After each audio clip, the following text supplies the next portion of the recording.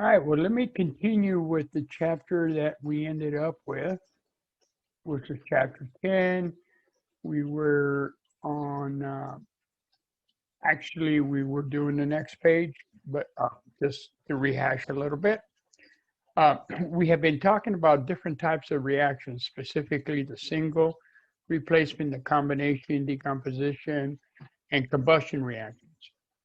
And what this part here, with the section we're talking about, that all of those can be classified as under the general umbrella as a redox reaction, simply because during these reactions, one of the reactants will lose electrons, which is what we call oxidation. So the loss of electrons is called oxidation.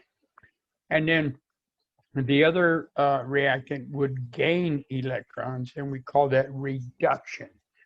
And so that's the oxidation reduction is shorthand name is called redox. Hold on, let me omit some people here. Okay. So basically, if we look at the reduction, the charge or the oxidation number of the element or the material goes down, whereas in oxidation, its oxidation number charge goes up. Okay. And one thing about the redox reactions is they occur simultaneously. They're not separate. You cannot just have reduction by itself and oxidation by themselves. They're the yin and the yang of chemical reactions. They occur simultaneously, okay? And so one thing to remember and refresh your memory with respect to oxidation numbers, when we talk about oxidation number, we're talking about the charge. And the other aspect to remember is one, that all elements, all 118 elements have an oxidation number of 0, okay? Because they have an equal number of protons and an equal number of electrons. Protons, remember, have a positive charge. The electrons have a negative charge. So if I have 10 protons or 10 positive charges, if I have 11 negatives, they counter each other and my net is 0. So all elements have a net 0 charge. Group 1, refresh your memory of that. They always will have, the metals will always have a +1 charge. Why? 1, they're metals, okay, which tells you they will lose electrons. And 2, being in group 1, they have 1 valence electron. That means the outermost shell, to refresh your memory. And therefore, they will lose that 1 electron from the outermost shell. The drive is to maintain an outermost shell or valence shell with 8 electrons. So from an energy perspective, it's really not energetically favored to pick up 7 electrons as compared to getting rid of 1. Same is true for the group 2. Refresh your memory, they will lose 2 electrons because there's 2 valence electrons. And the thing to remember about that, everybody in the group, they're in that family. They will exhibit very similar type of chemistry simply because they have the same number of valence electrons. The group 3, the metals, they will lose 3 electrons, again, because they have 3 valence electrons. Now, the group 4, it depends. Group 4 people are on the fence, meaning that they have 4 valence electrons. So from an energy perspective, they can easily pick up 4 or lose those 4. Okay, it doesn't make any difference. So the point being is, for the guys in group 4, their oxidation number could vary from a +4 all the way to a -4. Once we pass group 4, now we're into the realm of the nonmetals.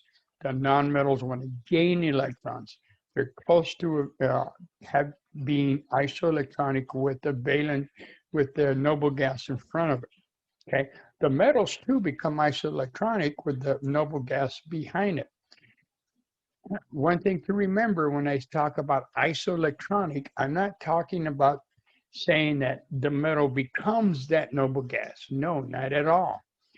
They have the metal or the non-metal have the same number of electrons as a noble gas, either in front of it or behind it. There's a difference, okay?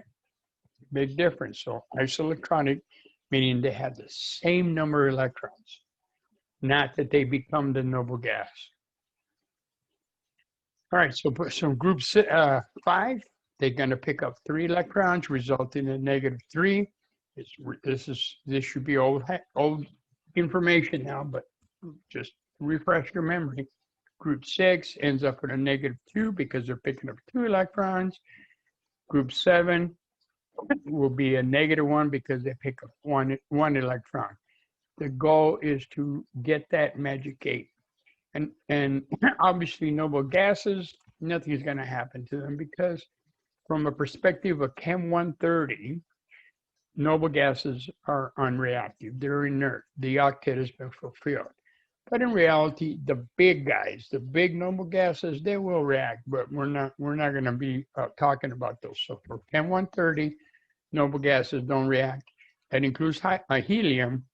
Helium's their magic numbers shoot. Okay. We also talk about the ions. We had the sweet 16. People in group 1, group 2, we knew their oxidation number, but I also gave you 4 other ones. I gave you the silver ion, always a +1, zinc and cadmium, always a +2, and of course aluminum, which is in group 3, always a +3. Okay. So with that being said, as I stated, losing electrons, the charge goes up. So if we look at this reactant here, we have elemental copper reacting. Here we go, elemental copper reacting to give up 2 electrons to give us the ion copper 2. Okay, here's an example of oxidation. It lost 2 electrons because you can see that electrons are part of the products. And so, excuse me. Oh, hold on, let me clear that up. So in this scenario, solid copper is oxidized. Its oxidation number went from a 0 to a +2. Okay. And so what is oxidized, we also call that the reducing agent. So copper metal here not only is oxidized, but because it's oxidized, it is the reducing agent because it offers the electrons that someone else is going to pick up and become reduced. Hence, they are the reducing agent, okay? Whatever is oxidized. Now, with respect to reduction, we have this example where we have sulfur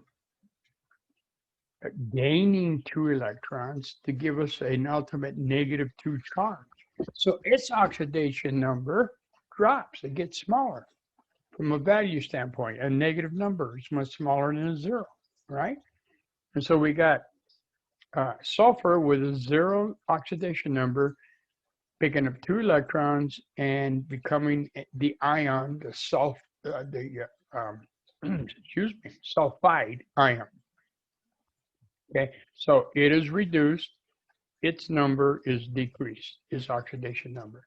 So since it is being reduced, this is whom we call the oxidizing agent.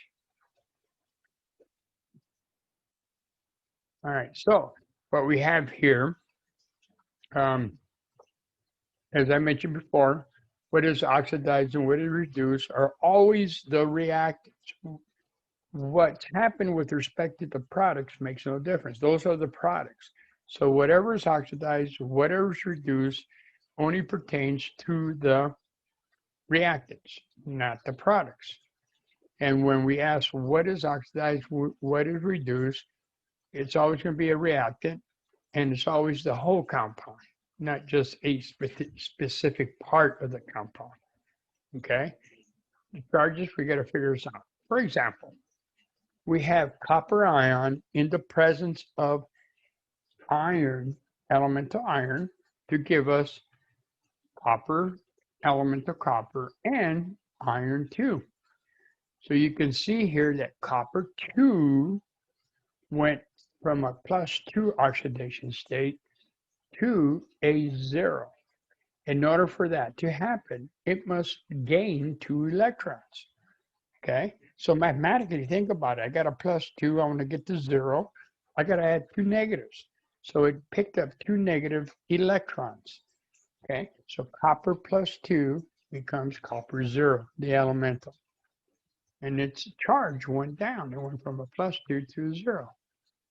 Okay, iron, on the other hand, went from a 0 state, oxidation state, to a +2. In order for that to happen, it must lose 2 electrons. And so by losing 2 electrons, copper 2 ion picks them up. All right. And so the loss of electrons is the oxidation. So iron underwent oxidation, copper 2 ion underwent reduction. Right? And so what is the oxidizing agent is the iron 2 ion. And what is the reducing agent is the iron. I said that wrong. The oxidizing agent is the copper 2 ion. The reducing agent is the iron elemental, the solid. Okay? What is oxidized is iron. So it is the reducing agent. What is reduced is copper 2. So it is the oxidizing agent. Here's a real life example. This cobalt compound, this is actually used to it's used in the treatment of certain cancers.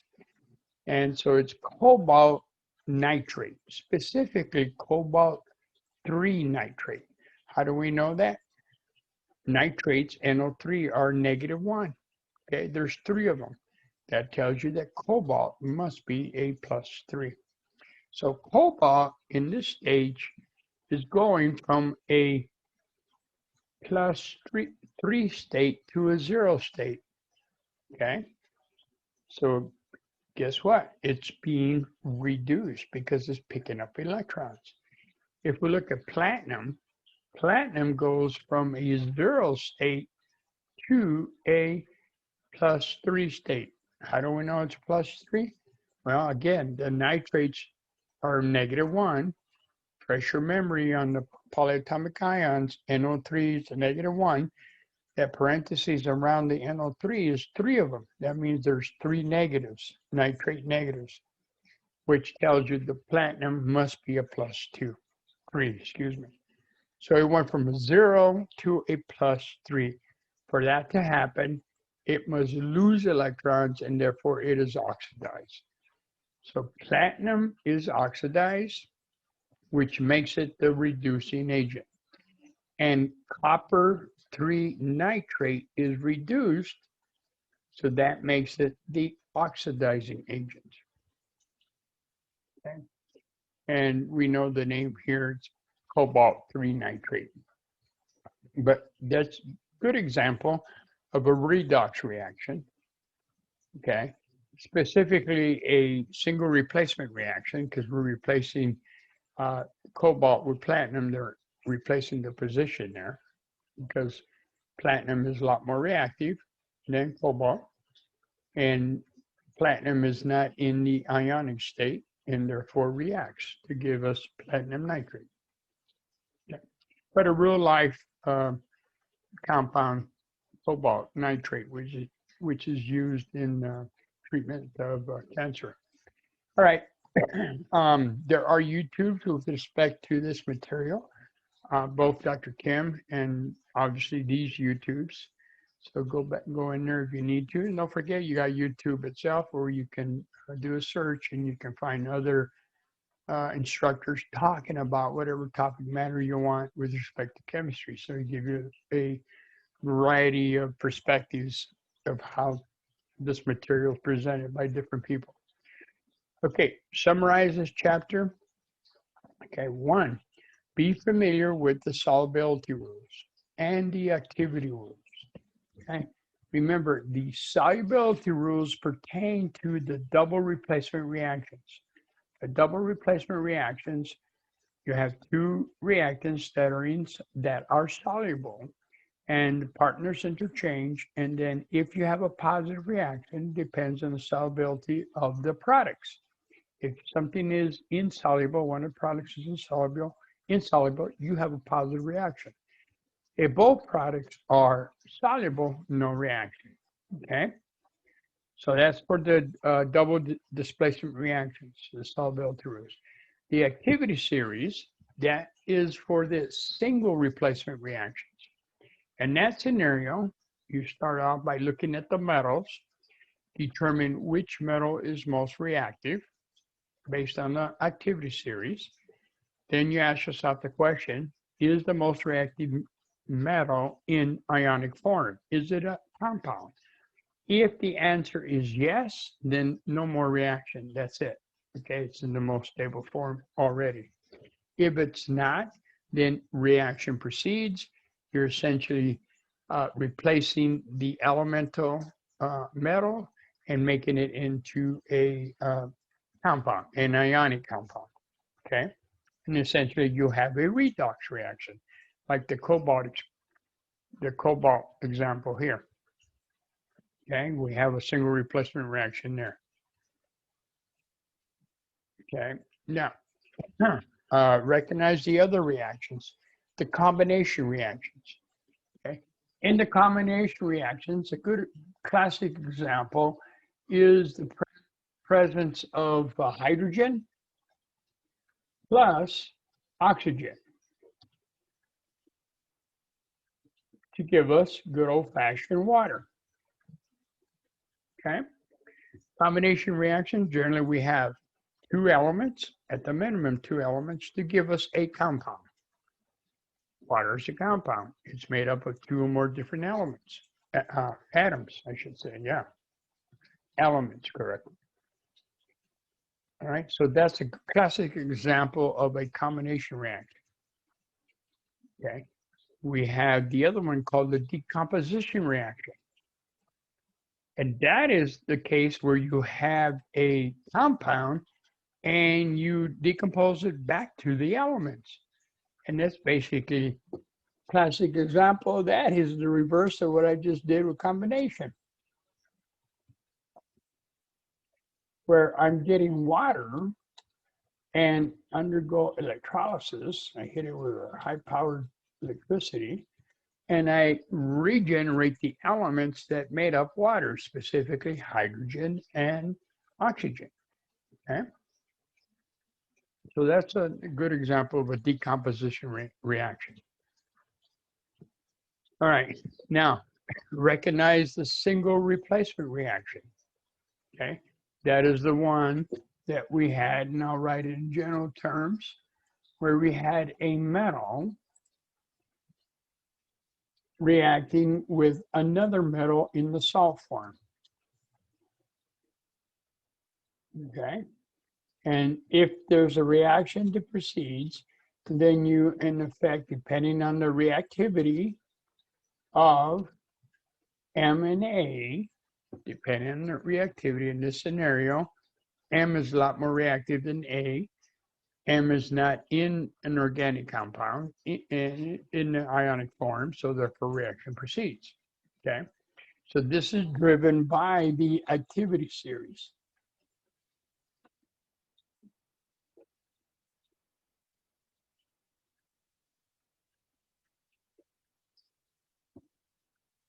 Okay, then we had the double replacement reaction, where we had two different soluble compounds, where you had maybe a X plus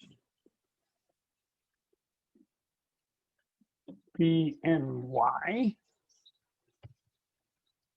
Okay, and then all you did was exchange partners. So now you, instead of AX, you got AY plus B, and X. And if one of the products was insoluble, then you had a positive reaction, okay? And if not, then both A and Y and BX are both soluble, and then no reaction. So this one, the double replacement reaction, is driven by the solubility rules, okay? We have an acid-base neutralization reaction. Classic example here is very straightforward.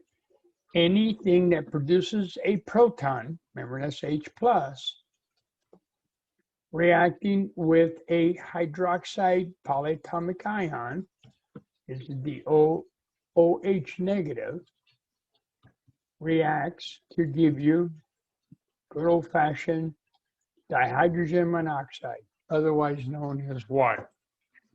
And so the acid, okay, that's a superscript plus, the proton is generated by an acid like nitric acid or acetic acid vinegar, or any of the acids. The base could be sodium hydroxide, ammonium hydroxide, calcium hydroxide, any number of hydroxide producing compounds. Even if it's soluble or insoluble, there's always a little bit of hydroxide in solution. Calcium hydroxide, for example, used in Tums, you ingest that reacts with the acid in your stomach to reduce the acid content in your stomach, okay? So an acid-base reaction produces water. All right, we talked about that. The other type of reaction is called a combustion reaction. Okay, now with respect to Chem 130, we are only concerned about the combustion of what we called hydrocarbons. And that was the reaction of compounds that had nothing but carbon and hydrogen. And with respect to Chem 130 again, the only two products that you create are carbon dioxide plus water. Yes, we're fully aware that combustion of hydrocarbons also create carbon monoxide, but that is more of the machine that you're using to burn this. If you look at a vehicle, your car, the efficiency of it's not that efficient, and therefore the hydrocarbon that is reacting with the oxygen in the engine is not burning that efficiently, and one of the products is carbon monoxide. All right, we understand that. But for us here at Chem 130, when we take a hydrocarbon, which means a compound that's made up of nothing but carbon and hydrogen, we need oxygen, and the two products we make are carbon dioxide and water, and that's it, okay? So that's a combustion reaction. Then be able to look at any of the redox reaction, be it single replacement or double replacement, identify what is being oxidized and what is being reduced. Remember, oxidation is the loss of electron, okay, which makes it the reducing agent. And anything that gains the electron is called reduction, which makes it the oxidizing agent. Okay. All right. That being said, we're down to 5 chapters. The next chapter is very, very short. So we're gonna knock that out today too. So we'll be down up to chapter 11. But before I begin with 11, is there any questions with respect to chapter 10? I do have a comment with the activities of chapter 10, where I think one of the activities asked you to create your own single replacement or double replacement reaction. And it so far so good. I'm still in the process of grading some of them.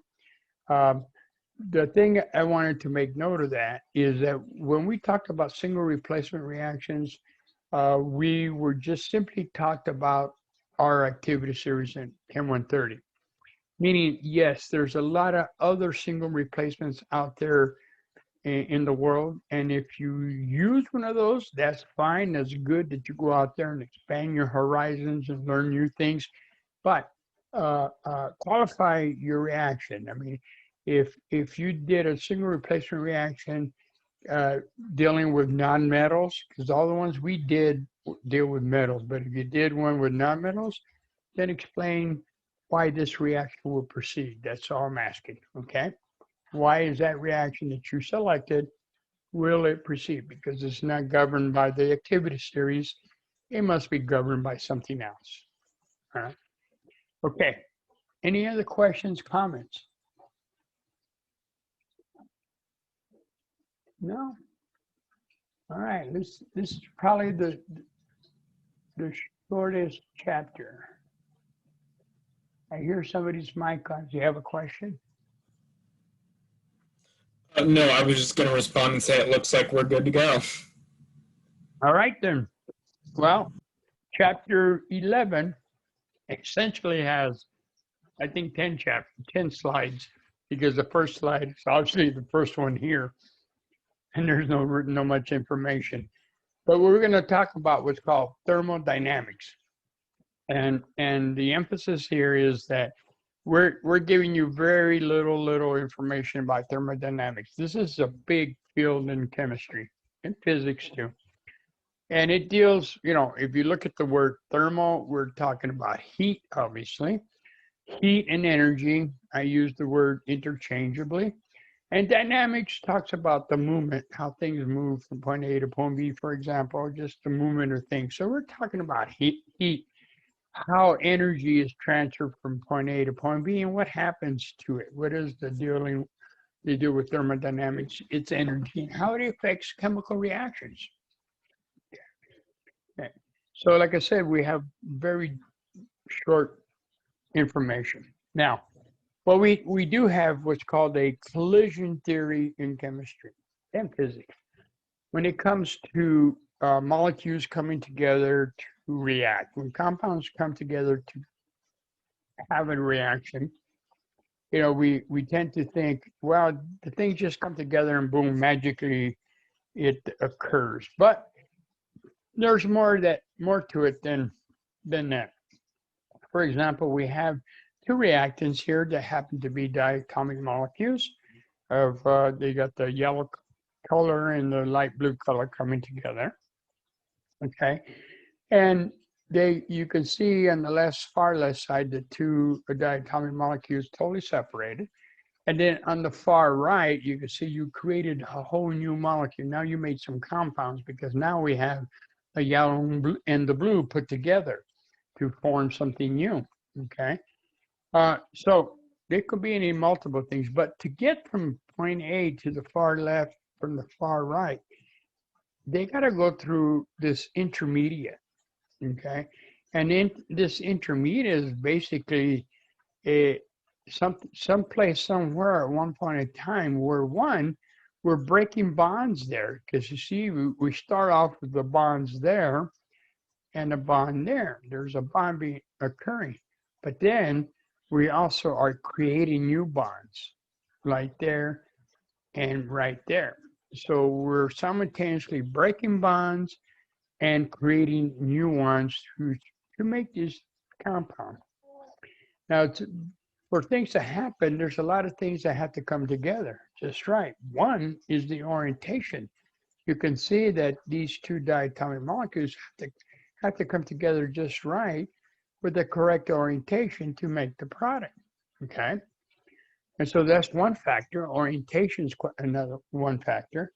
Another thing is that these two reactants, they require X amount of energy for them to come together, and they may collide, and that collision, in order for reactions to occur, has to come together with the right orientation and the right amount of energy. So reactions require X amount of energy, so they go from reactants to products through an intermediate of some sort. Okay, and that is called the reaction kinetics. That's the dynamics. There's a whole area involved there that how things come together. We play with concentration. Part of my graduate studies dealt with the kinetics of reactions and why things come together and why what certain temperatures work and other temperatures do not. A whole series of things. Anyway, that intermediate where you get a simultaneous bond breaking and bond formation it has a special name for it. We call it the transition state. That transition state is like a mule, where a mule has properties of a donkey and properties of a horse. The transition state is that state of this reaction sequence where there are properties of reactants and properties of the products. Okay, it's an intermediate. Now, we got to have a successful collision for these products to occur. And one way to make sure we get enough collisions is what we do is we heat up the reaction. And so a lot of times just a simple 10-degree increase in temperature increases the rate of the reaction, increases the probability of A and B coming together with the right amount of energy and the right amount of orientation, geometry, so they can make products. Okay, but you gotta be careful because that's not always the case. Sometimes when you increase the heat, the energy, the temperature, you actually cause the reactants to break down and decompose. So, it depends. It depends on your reactants. Some reactants are very heat temperature sensitive. Collisions, by another way to increase your collisions is to increase the number of reactants. That's a simple thing of just increasing the concentration. It makes a lot more sense if you think about it. If I have 10 molecules of A and 10 molecules of B, I put them in a container. Well, relative size are pretty small. The probability of A and B coming together of only 10 of each is pretty small. But if I put in 10 billion A's and 10 billion B's, now I've increased my chances of A and B coming together because I may just increase more reactants into the solution. Okay.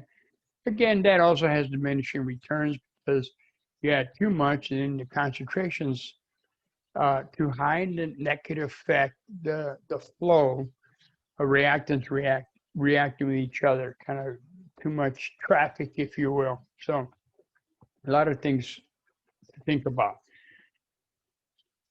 There is what is called the activation energy, and we denote that by the letter E subscript A. That is called the energy of activation. Every reaction has a specific amount of energy necessary to activate it, to get it from reactant to product, and that is energy of activation. So we can increase the temperature to increase the energy of activation and make sure the molecules have enough energy of activation so they can overcome to become products. But like I said, too much heat can cause reactants to crash. I did mention the orientation of these molecules coming together are very crucial. They have to come together with a certain orientation, a certain angle for them to combine to form a reactant. If that doesn't happen, then you're not going to get the products.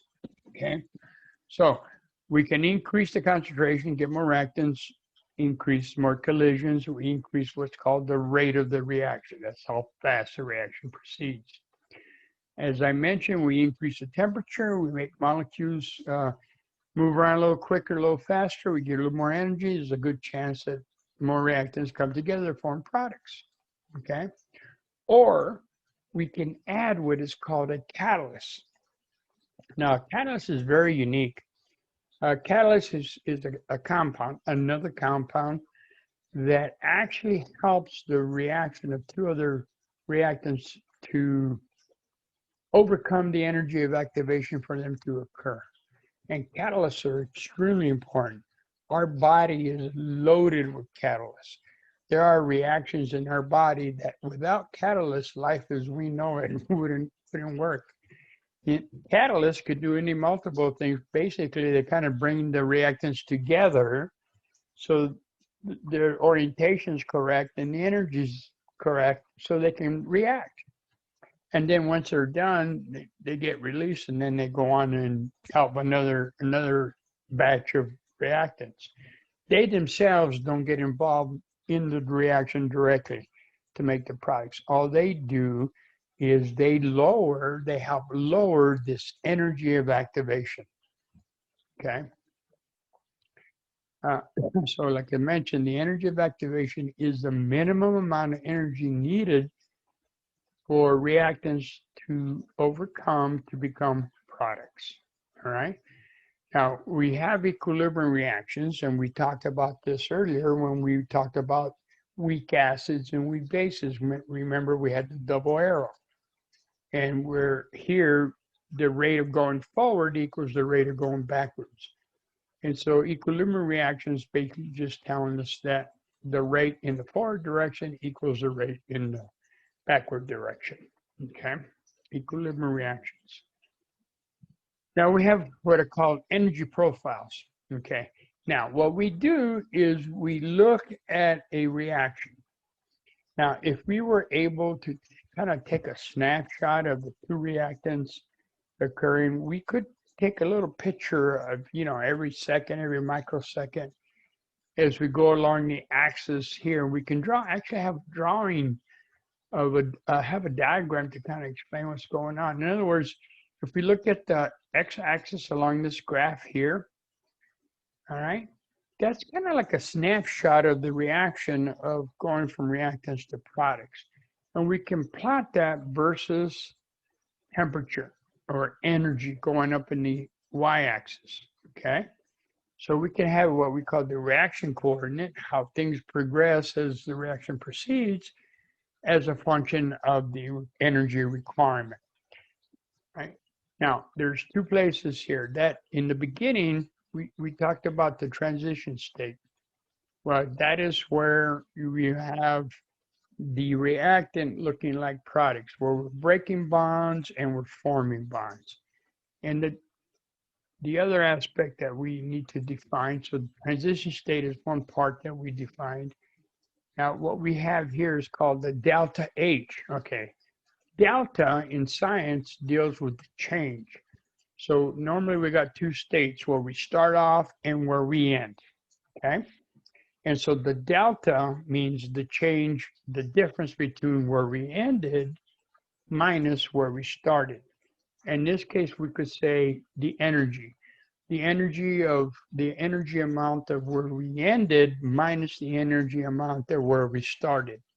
And that is what we call the change of the energy of the reaction. And we denote that by delta H.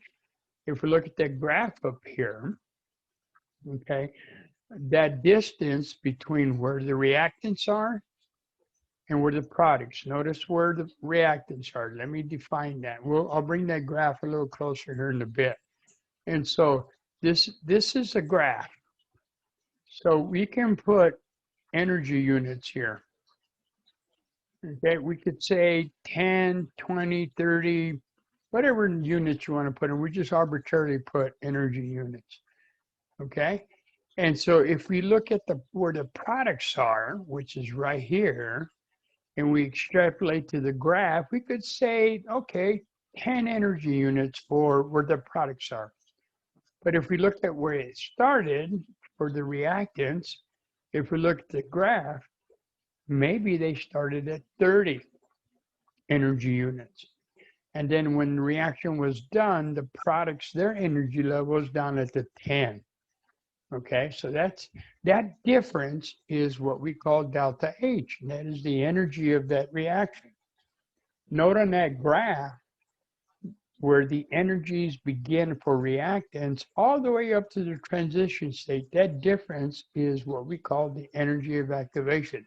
I'll bring that scale down a little bit, or that graph a little bit better, and we'll talk about that here in a second. Now, we have two types of reactions, and I've talked about this before, but I'll bring it again. We have what's called an endothermic reaction, okay? That means that this reaction gets cold, because in order for it to work, it must take energy from the environment. So it's pulling energy from the environment, meaning that heat or energy, I'm using the terms interchangeably, are one of the products. So we have reactants plus heat to give us products. So energy is taken away from the environment, resulting in it getting cold. A classic example would be going to the pharmacy and purchasing, go to CVS or wherever you go to, and purchasing a cold pack. If you ever used one before, it's a cold pack. You got a little package of two chemicals, but they're separated from each other. And what you got to do is you got to break the container inside the bigger container, and that releases the chemicals for them to react. And what happens is that reaction is what we call endothermic, and it gets cold. So you can put that cold pack on a muscle or something, someplace on your body, because you need something that's cold. Now, we also have at the same pharmacy place the hot packs.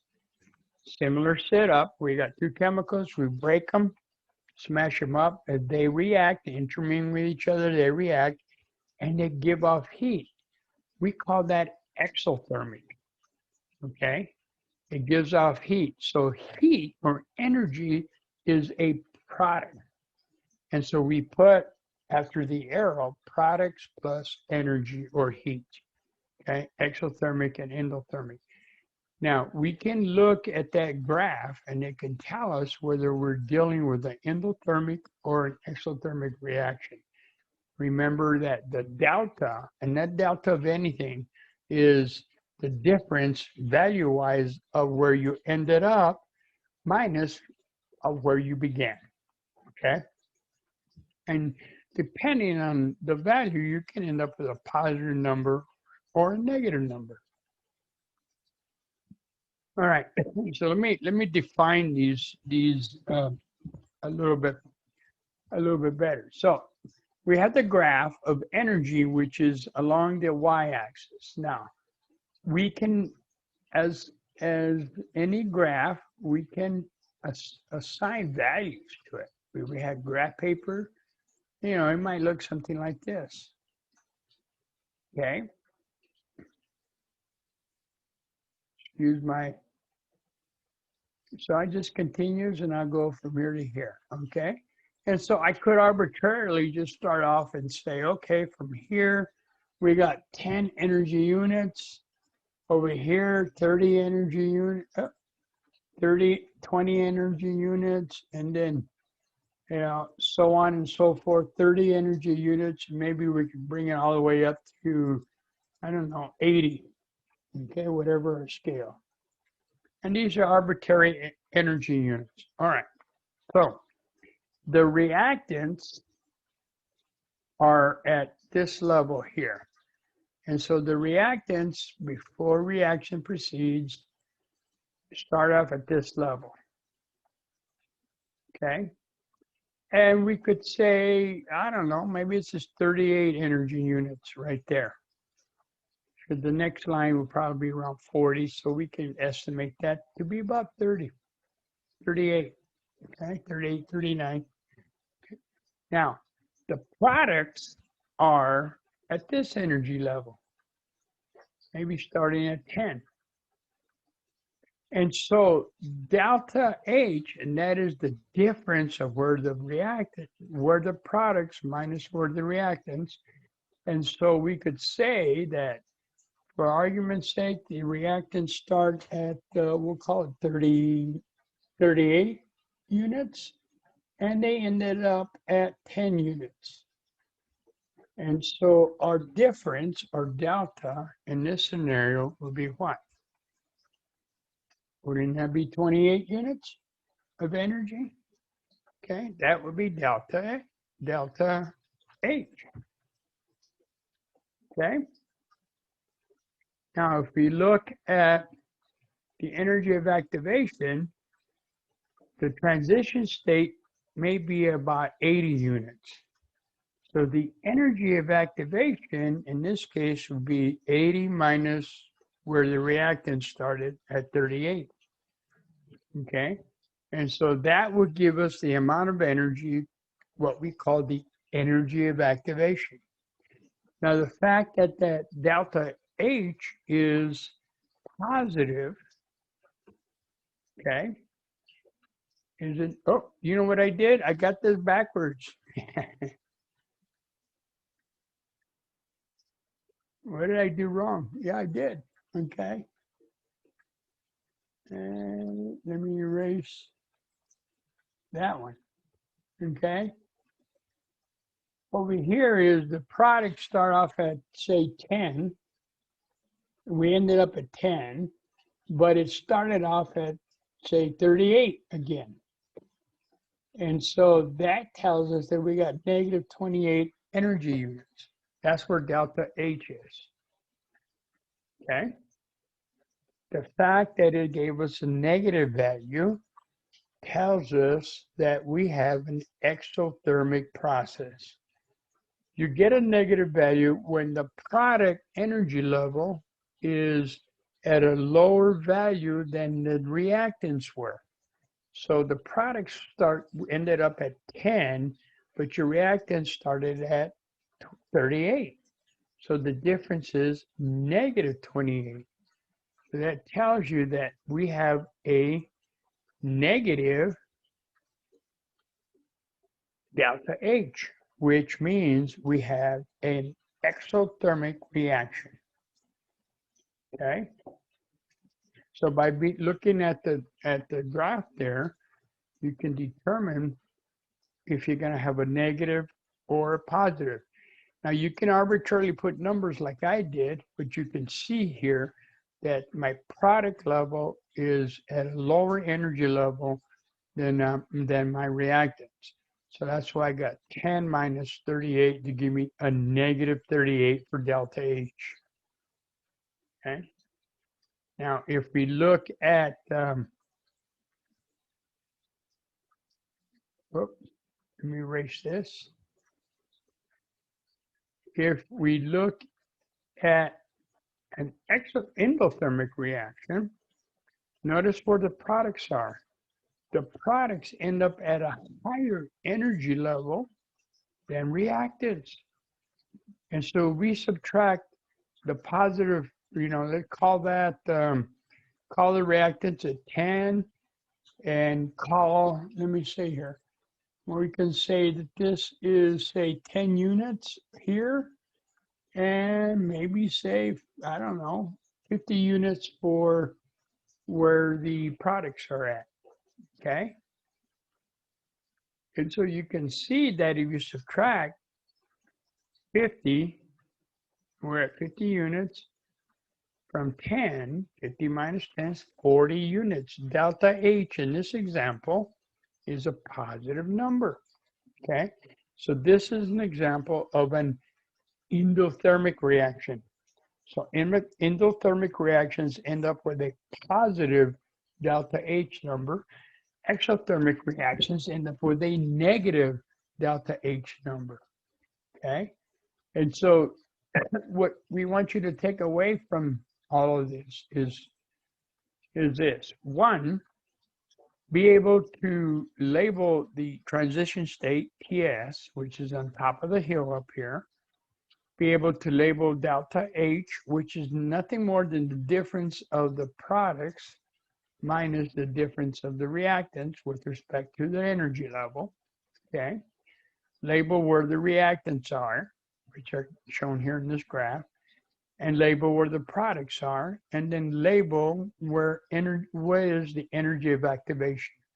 The energy of activation is simply that energy level of where the reactants are from the top of the hill for the transition. So that difference there is the energy of activation, okay? Also be able to take away from looking at the graph and just by looking at it, determine whether it is a negative or a positive delta H, which tells you whether it's endothermic or exothermic. So in this scenario, the product energy level, where it ends up, is that at a higher energy level than where the reactants are, okay? Which means I end up with a positive delta H number, which means it's an endothermic reaction, which means it gets cold, okay? All right. And so here are the two graphs side by side. The top one is exothermic, because the products are at a lower energy level than the reactants, okay? And so products minus reactants would end up with a negative delta H, and the negative delta H tells you it's exothermic and therefore would give off heat and it would get warm. The bottom scale is an endothermic, a description of an endothermic reaction where the product energy level is much higher than the reactant energy level, okay? Resulting in a positive delta H. Okay, what does the catalyst do?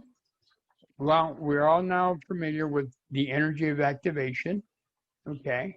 The energy of activation would be that level from about, let me do a double arrow, from here to here. That would be energy of activation, okay? And what the catalyst does is essentially lower the energy of activation. And by lowering the energy of activation, that reaction can proceed at a lower energy level, okay, with the catalyst, and then proceed with not so much energy necessary as compared to if it went the normal route, okay? Like I said, a lot of our biological chemical reactions occur because of enzymes. Enzymes are catalysts in our body, but there's a lot of catalysts that occur in your vehicle. You have a catalytic converter. It helps break down those exhausts a little bit better. So you have a lot of these catalysts that occur all around us that allow us to do reactions that normally wouldn't would occur, but they would require some pretty harsh temperatures or harsh conditions, and by using catalysts, it allows us to do them at conditions that are not so harsh. That being said, ladies and gentlemen, congratulations. We're down chapter 11. We got 4 more to go. And those are, I think maybe one of them is a little bit short, but the other ones may take maybe a couple of meetings before we get through them. So anyway,